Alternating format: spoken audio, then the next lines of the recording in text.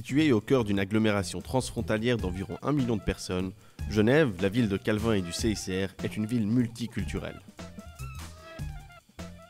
Berceau de plus d'une vingtaine d'organisations internationales, place financière et commerciale de premier ordre, pôle de recherche reconnu, Genève se retrouve régulièrement en tête des classements des villes où il fait bon vivre. Ville internationale et historiquement terre d'accueil, Genève est le canton suisse avec le plus grand pourcentage d'étrangers. À titre d'exemple, la ville de Genève, la deuxième plus peuplée de Suisse, accueille quelques 48% de personnes de nationalité étrangère. 6 étrangers sur 10 sont originaires de l'Union européenne, 1 sur 10 d'un autre pays européen et 3 sur 10 d'un autre continent. Chaque année, les étrangers acquièrent la nationalité suisse. Ils étaient environ 2000 à le faire en 2013 sur le canton de Genève. La Suisse, c'est bien connu, c'est le pays de la démocratie directe et des droits populaires.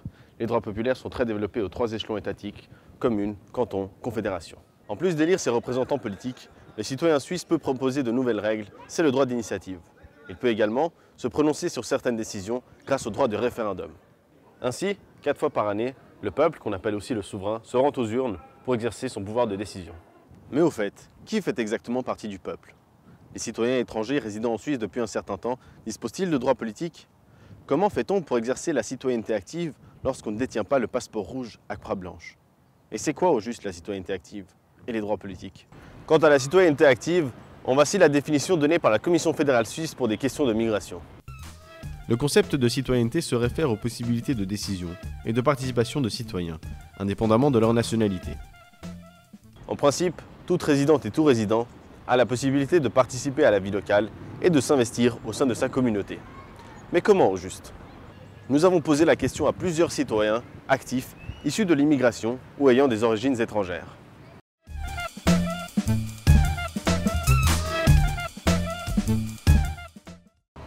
J'ai commencé par être active dans mon environnement direct, au village, au jardin d'enfants de nos enfants, pour le club de gym local, parce que c'était une porte d'entrée parfaite pour s'engager, pour prendre des responsabilités, mais à un niveau très clair et ancré dans la vie locale. Mes engagements au niveau de la société sont passés d'abord par le milieu associatif, où j'ai été engagé très rapidement, notamment avec pas l'aide, mais en suivant mes parents qui étaient très engagés dans les associations portugaises à Genève. À l'époque où j'étais étudiant à l'université de Genève, je me suis beaucoup impliqué dans la société d'étudiants de Zofingue, dont j'étais président de la section genevoise, puis ensuite, quelques années plus tard, président au niveau suisse.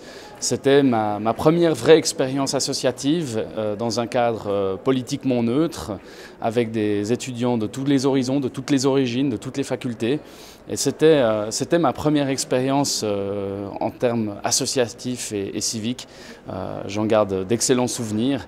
Et je pense que le monde associatif offre une excellente première expérience à tout un chacun avant de se lancer dans la politique.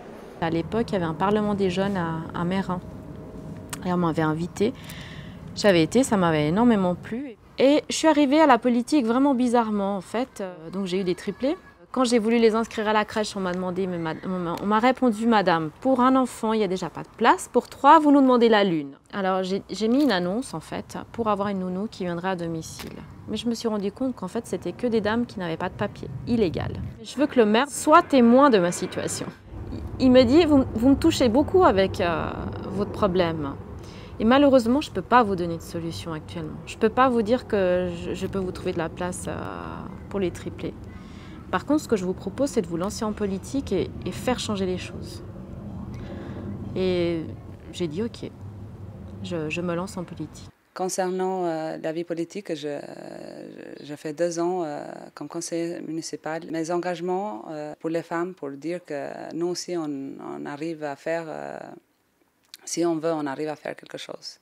J'étais dans les associations pour les femmes, après j'étais dans la maison de quartier de Vernier aussi. Je m'intéresse aux problématiques, aux questions, aux facteurs qui favorisent l'intégration des minorités et les droits politiques.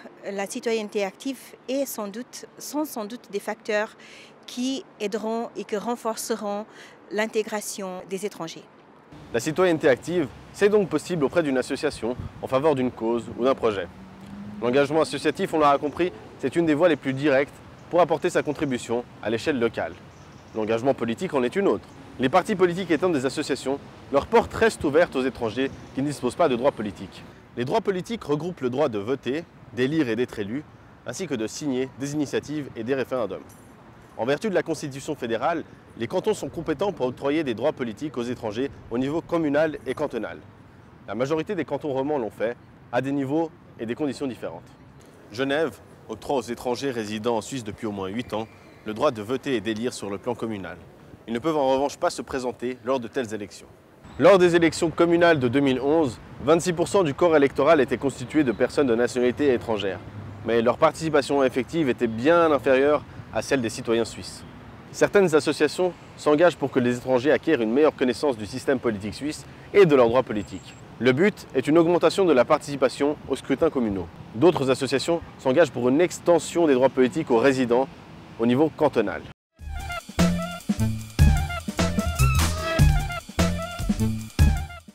Les taux de participation au scrutin, c'est toujours l'ordre de 40%. Alors, naturellement, on sait que ce n'est pas toujours les 40%, ce ne sont pas toujours les mêmes personnes qui votent, parce que chacun vote aussi en fonction de ses préférences, de ses passions, de ses intérêts. Simplement, je pense qu'il faut que tout un chacun s'implique, parce que chaque décision que nous prenons aujourd'hui aura nécessairement un impact sur demain.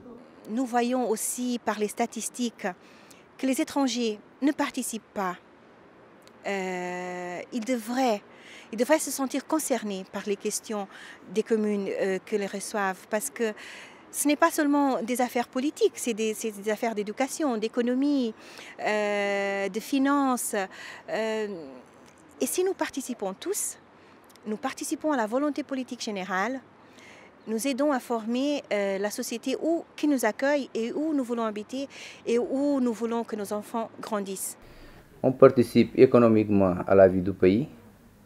De temps en temps, c'est vrai que de temps en temps, on rentre dans notre pays d'origine pour faire des vacances, mais c'est ici qu'est notre vie. Comme c'est ici qu'est notre vie, on a des droits, on a aussi des devoirs. Avec des collègues, on a créé une association qui s'appelle l'Association culturelle luso-suisse La Sauce. C'est une association qui veut promouvoir la participation civique des lusophones, pas simplement des Portugais. Donc c'est une association, on ne fait pas de politique, mais on fait des événements pour promouvoir l'intégration des gens et pouvoir participer dans la vie civique, culturelle et aussi par rapport aux votations.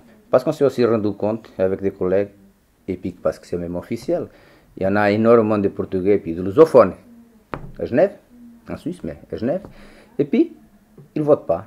Ils s'intéressent très peu à la vie politique des communes, même ceux qui n'ont pas la nationalité suisse pour voter, mais ils ne le font pas. Même au niveau individuel, puis au niveau de l'association, on essaye de dire aux gens que c'est important de demander la nationalité suisse, mais ceux qui n'ont pas la nationalité suisse, ils peuvent aussi participer à la vie civique. Même pour les citoyens suisses, l'association à un canton et le droit de vote est lié à la résidence. Un Suisse ne vote pas dans son canton d'origine, mais vote dans le canton où il réside. Et il est éligible également dans le canton où il réside. Cette notion de résidence est liée à la participation naturelle, au cadre de vie commune. Et on peut tout à fait remarquer que dans un canton en particulier comme Genève, où ville et canton sont très proches l'une de l'autre, pouvoir codécider sur les transports, la justice, la santé, l'éducation de ses enfants, etc., ce sont tous des registres qui sont de compétences cantonales. Frustrés de décisions sur le plan cantonal, 40% de la population genevoise qui n'ont pas le passeport helvétique nous paraît un déni démocratique qu'il faut combler le plus rapidement possible et absolument. C'est bien cette résidence qui témoigne de la volonté de vivre ensemble. Et pour nous, le canton est une frontière absolument indiscutable dans laquelle doivent s'exercer les droits politiques. De par leur propre expérience, les personnes avec un background de migration sont particulièrement sensibles aux avantages de la démocratie directe et des droits populaires suisses. Les droits politiques sont en Suisse les plus développés au monde. Nous avons la chance d'exercer à la fois le droit d'élire nos représentants, mais aussi le droit de voter, le droit de signer des initiatives populaires, donc de proposer nous-mêmes des textes aux autorités, mais aussi de signer des demandes de référendum, en d'autres termes, de demander à ce qu'un vote soit organisé sur un objet qui n'est pas nécessairement soumis au référendum. C'est le cas du référendum facultatif. Et nous avons aussi la possibilité d'avoir le dernier mot en matière de référendum obligatoire, par exemple toutes les révisions de la Constitution. Je suis très admiratif du système politique participatif de la Suisse. En ce qui concerne les droits des étrangers, nous sommes en train de vivre un commencement de droits politiques. Nous ne sommes pas encore dans les droits politiques pleins, mais je pense que nous sommes dans nous marchons vers le bon sens. La Suisse est un pays des personnes qui participent d'une façon mûre à la vie politique. Bon, on a vécu pendant le communisme, tout le monde sait qu'est-ce que c'est.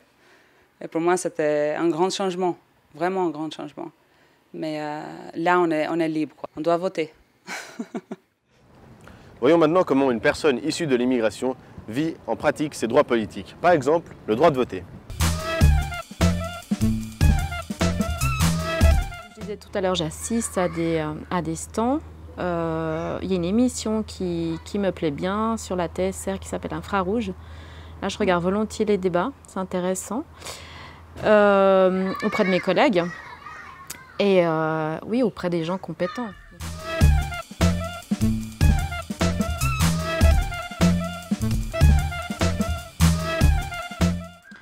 Voilà, alors là, il y a les explications du Conseil fédéral.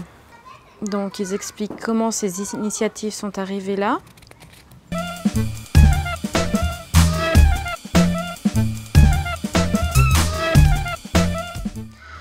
Alors là, il y a l'essentiel en bref. Qui a demandé cette initiative? Quelle est la position du Conseil fédéral et du Parlement? Voilà. Tout est expliqué, en fait, par rapport à la situation actuelle et ce qui pourrait arriver en cas d'acceptation de l'initiative. Ensuite, j'ai une votation au niveau cantonal. Alors, pour le 28 septembre, nous avons un sujet.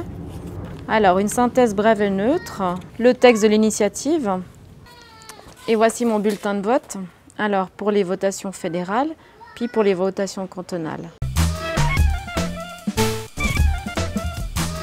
Ah, j'oublie jamais de voter. C'est notre tradition, à mon mari et moi, de débattre pendant la semaine des sujets qui nous sont proposés. Et par la suite, le dimanche, on a notre petite tradition d'aller au bureau de vote. Voter. Ensuite, je vais mettre mon bulletin à l'intérieur dans l'enveloppe bleue que je fermerai. Ensuite, j'irai au bureau de vote. Je remplirai la carte avec ma date de naissance, avec ma signature, évidemment accompagnée d'une carte d'identité. Si je vais au local de vote, évidemment. Dans le cas contraire, je mettrai cette carte et cette enveloppe dans l'enveloppe grise avec l'adresse du service des votations et non pas de ce côté, parce qu'évidemment, elle n'arrivera pas.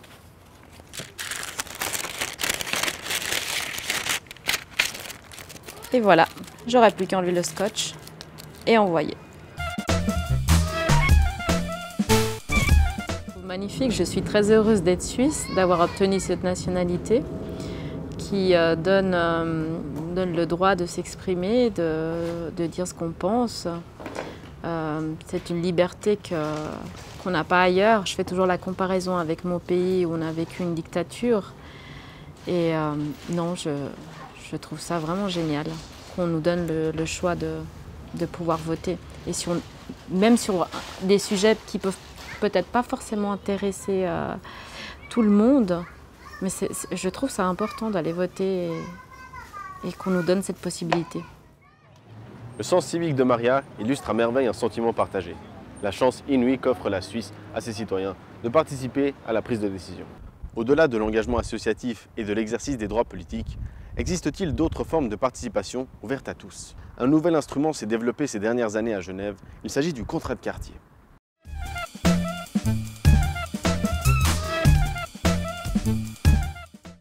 Qu'est-ce que le contrat de quartier? Pour ceux qui ne connaissent pas ce que cela veut dire, le contrat de quartier était un cadre par lequel la commune de Vernier, la ville de Vernier s'engage à mettre en œuvre d'une manière concertée avec les habitants, avec les différents partenaires qui sont impliqués dans la vie active de la cité, des actions. Donc la ville s'engage à mettre en place des actions qui répondent réellement aux besoins qui sont identifiés par les habitants eux-mêmes.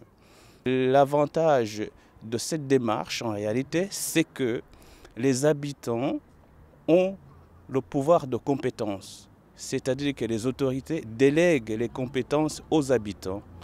Et les habitants sont les maîtres de leur avenir parce qu'ils sont experts du quotidien. Donc ils ont un pouvoir décisionnel. Il n'est plus question que les autorités proposent des projets aux habitants, mais les propositions partent à la base et les habitants savent ce qu'ils recherchent, savent ce qui doit être amélioré dans leur vie quotidienne.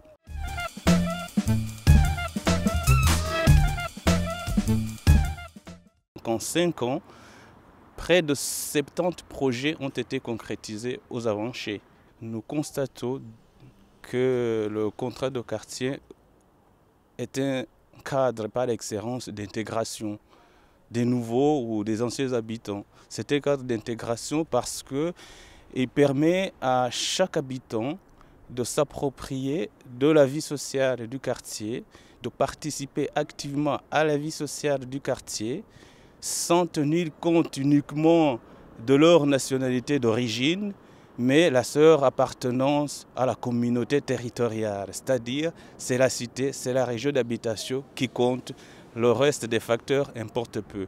Nous avons remarqué aussi une certaine redynamisation de la vie associative dans la cité. Il suffit juste pour y faire partie de contacter le gros projet. Pour ce qui nous concerne, nous avons une boîte aux lettres au centre commercial. Donc les habitants peuvent déposer leurs idées de projet. Ils peuvent aussi les déposer à la maison de quartier ou dans le local du contrat de quartier. Une fois le projet déposé ou l'idée de projet déposée, les coordinateurs invitent les habitants à venir présenter oralement de vive voix leur idée de projet ou leur projet, et on la complète. On essaye de voir les collaborations possibles avec les autres partenaires de la cité et on développe le projet d'intérêt général. La condition en fait pour que le projet soit accepté, c'est que le projet répond à l'intérêt général de la cité. Pas vraiment un projet individuel ou personnel, c'est un projet qui répond aux besoins de toute la communauté. Mais finalement, que nous apporte la citoyenneté active et quels sont les défis à relever pour pouvoir la vivre aussi pleinement que possible?